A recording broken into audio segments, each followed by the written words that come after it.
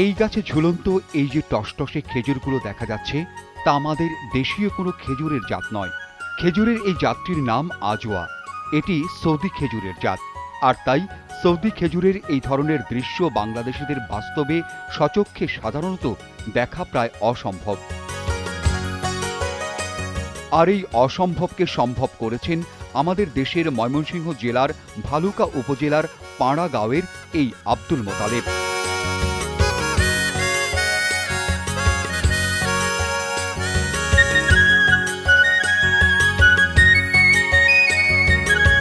প্রায় 2 একর জমির আয়তনের এই বাগানে এ ধরনের ফল ধরেছে 200টি গাছে।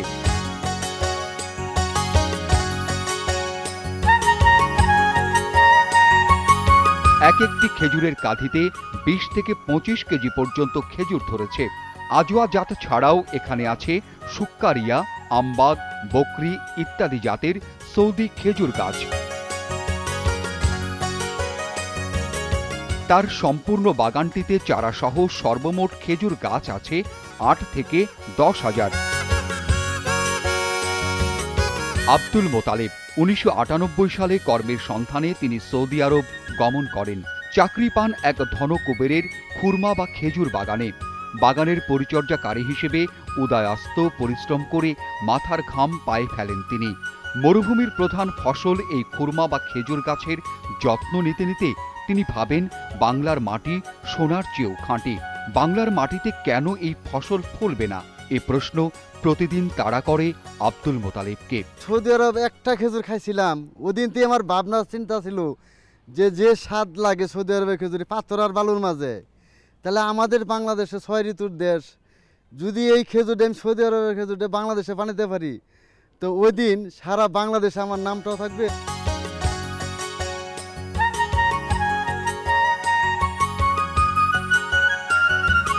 বাংলাদেশের নিম গাছ সৌদি আরবে বেড়ে ওঠার সৌন্দর্য তাকে আরও বেশি কৌতূহলী ও আত্মবিশ্বাসী করে তোলে। মোতালেব সিদ্ধান্ত নিলেন সৌদি আরব থেকে খেজুর আনবেন বাংলাদেশে। এ উদ্দেশ্যে মালিকের কাছে কিছু বীজ খেজুর চাইলেন তিনি। খুব চতুর ধনকুবের মালিক 35 কেজি খেজুর দিলেন, বিনিময়ে মোতালেবের 4 মাসের বেতন কেটে রাখলেন। 3 বছরের হাড় ভাঙা খাটুনির ফসল হিসেবে এই 35 কেজি 275টি খেজুর নিয়ে দেশে ফিরলেন 2001 সালে।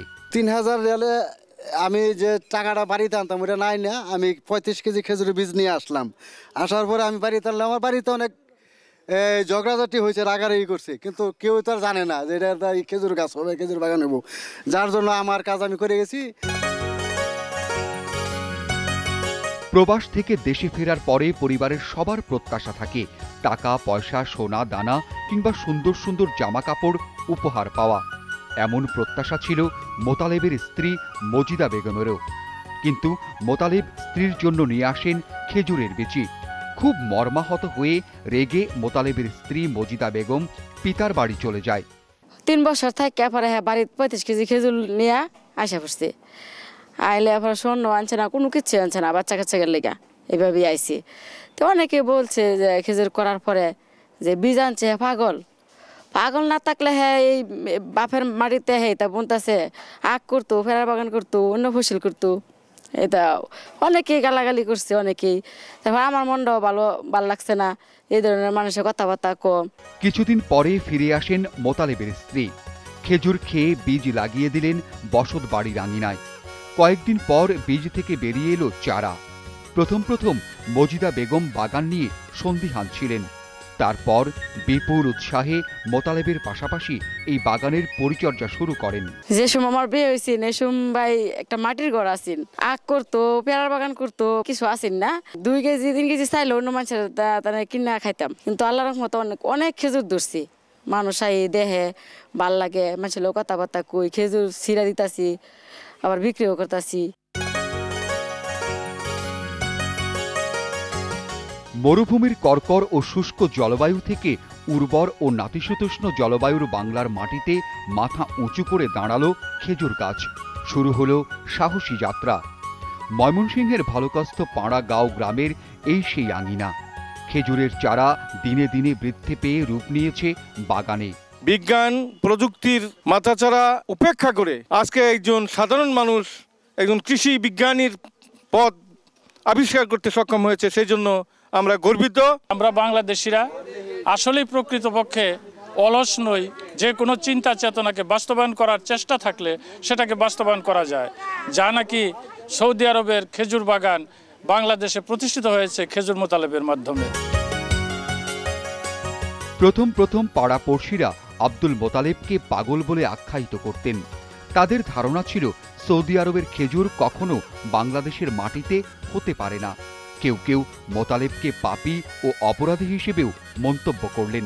তাদের মতে সৌদি আরবের এই পবিত্র খেজুর বাংলাদেশে হওয়ানোর জন্য চেষ্টা করা ঠিক না, এটা পাপ। মোতালেব সেই পাপ কাজ করছে। তারা রাতের আঁধারে মোতালেবের খেজুর বাগান ধ্বংস করে দিলেন। এই ধর্মান্ধদের ধ্বংসযজ্ঞের মাঝে খেজুর গাছ আবারও মাথা উঁচু করে দাঁড়ালো। মোতালেবের বাগানের খেজুরের আকার স্বাদ সৌদি আরবের খেজুরের চেয়েও উন্নত। বাংলাদেশের মাটির গুণ এটাই। গাছে ধরা খেজুর দেখতে প্রতিদিন ভিড় জমায় অনেক দর্শনার্থী। তিলে তিলে এই বাগানটি এখন একটি পরিপূর্ণ বাগানে রূপান্তর করতে সক্ষম হয়েছে। আব্দুল মোতালেব খেজুর বাগানটি প্রথম বালুকা প্রতিষ্ঠিত হয় বাংলাদেশের মধ্যে, এবং এইটা শুধু উনার না, আমি মনে করি আমাদের বালুকার একটা বিশাল পরিচিতি লাভ করাইতে সক্ষম হয়েছে। উনি সৌদি আরব থেকে এসে যে প্রতিষ্ঠানটি এখানে গড়ে তুলেছেন, এটা একটা বিরল দৃষ্টান্ত। দেখে অত্যন্ত ভালো লাগছে যে সেই শুধু সৌদি আরবের সুন্দর সেই সুস্বাদু খেজুর আজকে বাংলাদেশের মাটিতে উনি এটা চাষ করছেন এবং সফলভাবে সেটাকে ফুটিয়ে তুলেছেন। এটা আমাদের বাংলাদেশি হিসাবে এটা অত্যন্ত গর্বের বিষয়।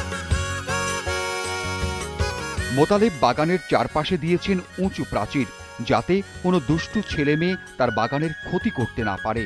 আর দর্শনার্থীদের খেজুর বাগান দেখানোর জন্য বাগানের এক পাশে তৈরি করেছেন সংরক্ষিত বারান্দা ও জানালা। একটা মানুষ যদি সারাদিন এক জায়গার মধ্যে ফাড়া, তাহলে এই জিনিসটা ঠিক ভালো থাকে না।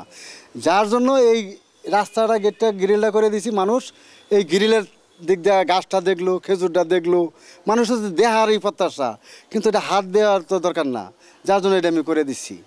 দর্শনার্থীদের খেজুর খাওয়ানোর পর তিনি বিচিগুলো সংরক্ষণ করেন এবং চারা উৎপাদন করেন।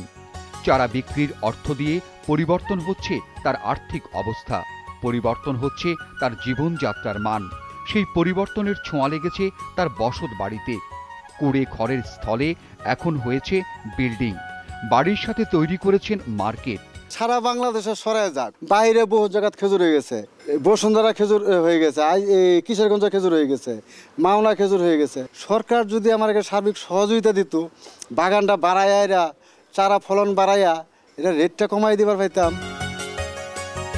মোতালেবের কাছ থেকে চারা নিয়ে বাংলাদেশের বিভিন্ন জায়গায় বাগান গড়ে উঠেছে। সেসব বাগানেও খেজুর হচ্ছে।